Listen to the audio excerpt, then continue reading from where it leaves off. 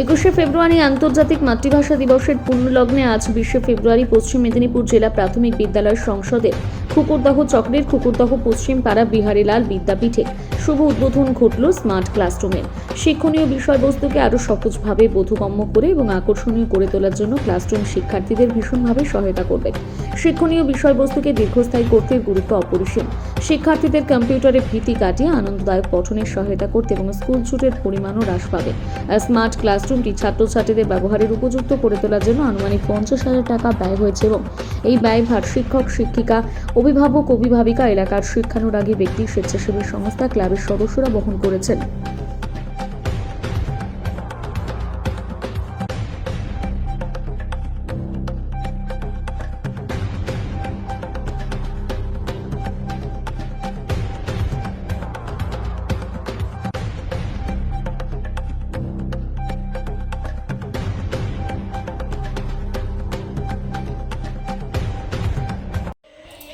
আজ 20 ফেব্রুয়ারি 2026 আমাদের বিদ্যালয়ে শিক্ষার্থীদের শিক্ষাকে আরও উন্নত করে তোলার জন্য এবং বর্তমানের যুগোপযোগী করার জন্য আজ থেকে আমাদের স্কুলে স্মার্ট ক্লাসরুম চালু করা হলো।